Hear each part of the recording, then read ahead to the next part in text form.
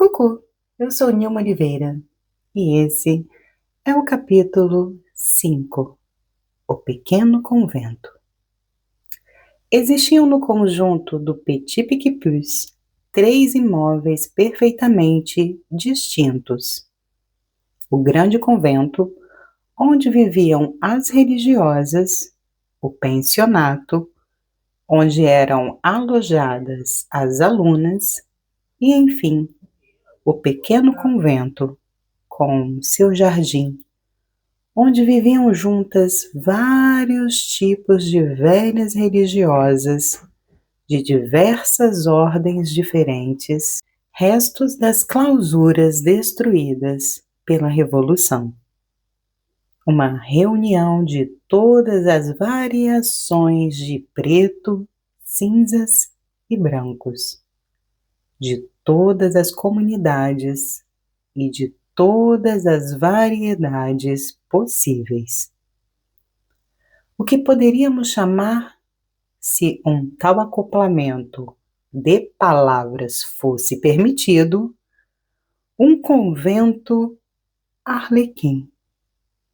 Desde o Império, era permitido a todas essas pobres meninas dispersadas e desorientadas de virem abrigar-se sob as asas das beneditinas bernardinas.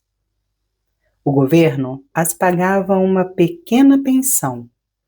As damas do Petit Picpus as recebiam com ânsia. Era uma mistura estranha. Cada uma seguia suas regras.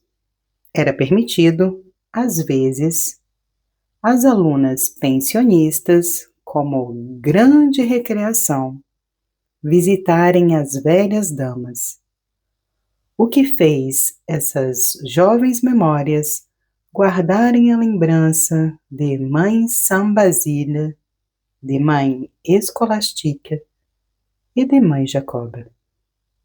Uma dessas refugiadas estava praticamente em sua casa. Era uma religiosa do Saint-Ours, a única da ordem que sobreviveu. O antigo convento das Damas de Saint-Ours ocupava, no começo do século XVIII, precisamente esta mesma casa do Petit Picpus, que pertenceu mais tarde às beneditinas de Martin Verga. Esta filha, sendo muito pobre, ela não podia usar o hábito magnífico de sua ordem, que era um vestido branco com um escapulário escarlate. Então, ela vestiu piedosamente um pequeno manequim que ela mostrava com muito amor e que, depois de sua morte, foi legada para casa. Em 1824, só restava nessa ordem uma religiosa. Hoje, só resta uma boneca. Outras que essas dignas mães, algumas velhas mulheres do mundo, haviam obtido da priora, como Madame Albertina, a permissão de retirar-se no pequeno convento. Entre elas estão Madame de Beaufort, de Hautpoul, e Madame Marquesa Dufresne. Uma outra só ficou conhecida pelo ruído que fazia quando assoava o nariz. As pensionistas a chamavam Madame Vacarmini. Por volta de 1820 e 1821, Madame de Genlis, que redigia nessa época um pequeno periódico intitulado Le Intrépide, pediu para entrar como dama no convento Petit-Picpus. Monsieur le Duc d'Orléans a recomendou. Rumor dentro da colmeia. As mães vocais estavam todas trêmulas. Madame de Genlis fez romances, mas ela declarou que ela era a primeira a os detestar. E depois, ela havia chegado em sua fase de adoração feroz. Deus ajudando, e o príncipe também, ela conseguiu entrar. Ela se foi ao fim de 6 ou 8 meses, dando como razão que o jardim não tinha sombra. As religiosas ficaram felizes. Partindo, ela deixou sua marca na cela. Madame de Genlis era supersticiosa e latinista. Essas duas palavras descrevem seu perfil. Ainda víamos, há alguns anos atrás, colados no interior de um pequeno armário onde ela guardava seu dinheiro e suas joias, 5 versos latinos escritos de sua mão, com encre vermelho, em um papel amarelo, e que, em sua opinião, tinha a virtude de afastar os ladrões. De mérito inegável, 3 corpos estão pendurados em troncos. Dismas e Gesmas, no meio deles, o divino poder. Dismas quer ir para cima. Gesmas, o infeliz, quer ficar embaixo. Que nossas pessoas e nossos bens sejam guardados pela suprema força. Recitem esses versos para que nenhum roubo os faça perder aquilo que vos pertence. Esses versos em latim do século VI levantam a questão de saber se os 2 ladrões do Calvário chamavam-se comumente Dimas e Gestas ou Dismas e Gesmas. Esta ortografia pôde contrariar as pretensões que tinha no século anterior o Visconde de Gestas, que dizia descender do mau ladrão. Do resto, a virtude útil atachada a esses versos foi artigo de fé na ordem das hospitaleiras. A igreja da casa, construída de forma a separar como um corte o grande convento do pensionato, era bem entendido parte comum também do pensionato, do grande convento e do pequeno convento.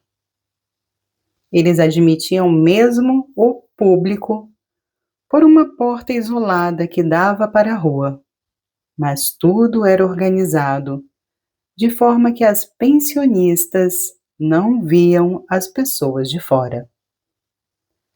Suponhamos uma igreja que o coro não forma um prolongamento natural detrás do altar, mas uma espécie de sala ou caverna obscura à direita do oficiante.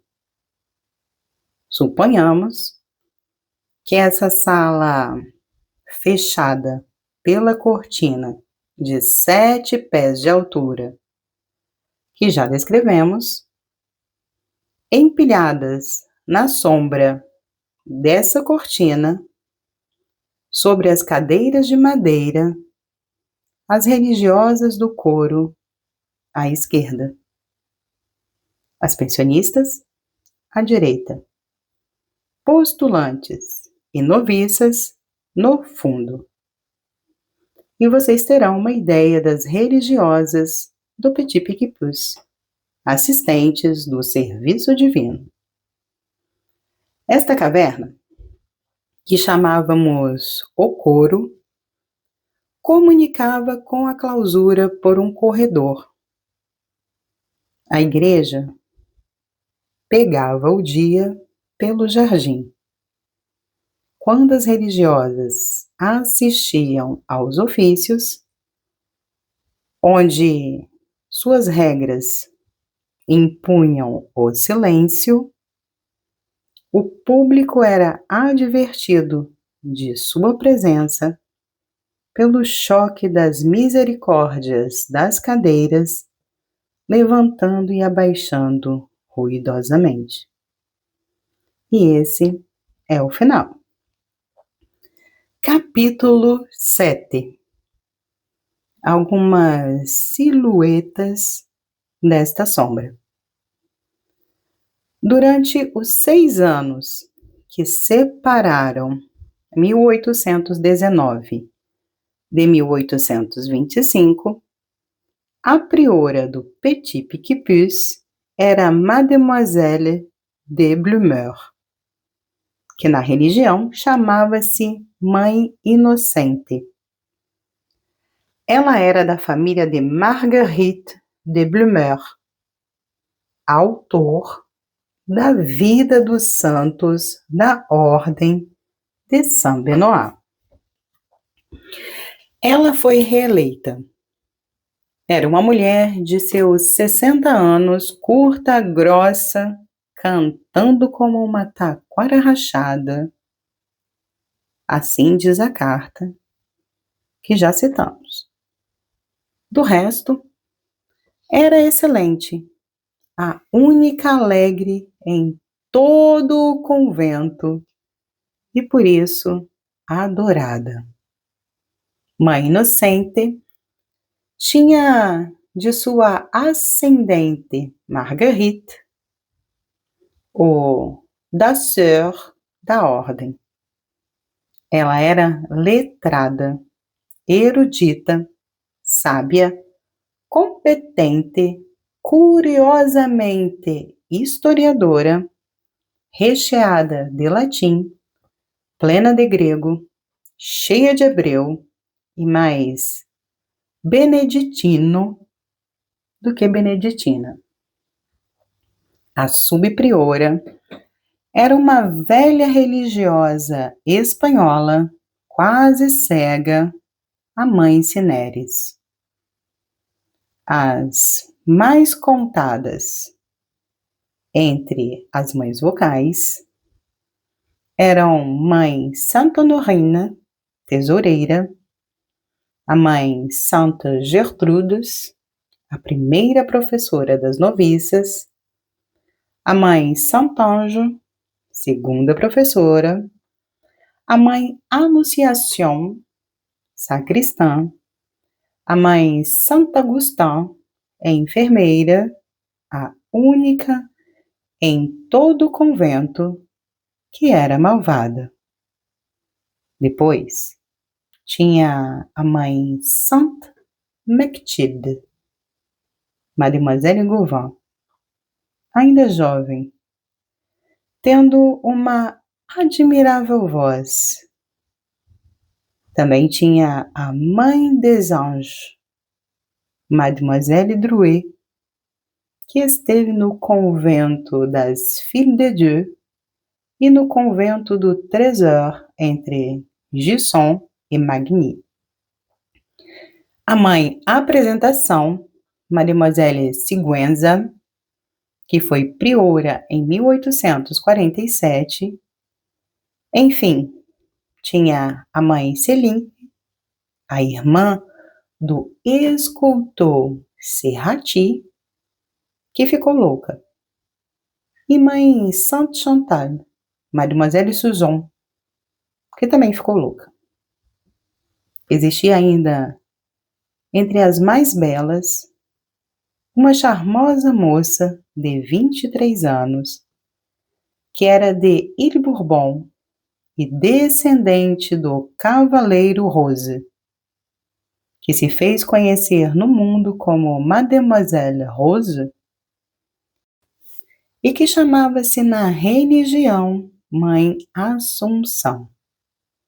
A mãe Santa Mechtilde ocupava-se do coro e do canto e empregava voluntariamente as pensionistas. Ela pegava sempre uma gama completa, quer dizer, 7, de 10 anos a 16 anos, inclusivamente, voz e alturas combinadas. E elas as fazia cantarem de pé, alinhadas lado a lado, da mais pequena à mais grande.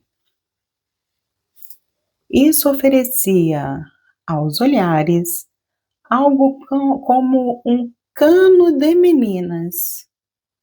Era como uma flauta viva feita com anjos. Entre as irmãs leigas, as que as pensionistas mais amavam eram irmã Sainte-Euphrasie, a irmã Sainte Marguerite, a irmã Sainte Marthe, que já estava ali em sua infância, e a irmã Saint-Michel, que tinha um longo nariz, que as faziam rir. Todas essas mulheres eram doces para com todas as crianças. As religiosas só eram severas com elas mesmas. Elas só faziam fogo no pensionato, e a comida comparada à do convento era mais procurada. Com isso eram 1000 cuidados. Somente quando uma criança passava perto de uma religiosa e falava com ela, a religiosa não podia responder. Esta regra do silêncio engendrou que, em todo o convento, a palavra foi retirada das criaturas humanas e dada aos objetos inanimados. Tanto era o sino da igreja quem falava, tanto a cascavel do jardineiro. Um timbre sonoro, que era ouvido em toda a casa, indicava com sons variados como um tipo de telégrafo acústico. Todas as ações da vida material a fazer. E chamava também ao parlatório, se preciso fosse tal ou tal habitante da casa. Cada pessoa e cada coisa tinham um som. A priora era 1, a subpriora era 1, 2. 6 e 5 anunciavam as classes, de tal forma que as alunas nunca diziam entrar na classe, mas ir a 6, 5. 4, 4 era o som de Madame Genlis. O ouvíamos sempre. É o diabo às 4, diziam as menos caridosas. 19 sons anunciavam um grande acontecimento e a abertura da porta da clausura, uma horrível prancha de ferro com várias fechaduras, que só se abriam diante do arcebispo. Ele e o jardineiro eram exceções. Como já dizemos, nenhum homem entrava no convento. Mas as pensionistas viam outros 2 homens, um capelão, o abade Banés, velho e feio, a ele era mesmo concedido ver o coro através de uma grade. O outro, professor de desenho, Monsieur Ancieux, que é a carta da qual já lemos algumas linhas, o apelidava de Monsieur Ancieux e o qualifica como corcunda medonho. Nós vemos que todos os homens são escolhidos a dedo. Tal era essa curiosa casa. Bom, e esse é o final dos nossos capítulos de hoje. Te desejo uma excelente noite. Durma bem e nos vemos amanhã para um novo capítulo. Grande beijo. Bom Dudu!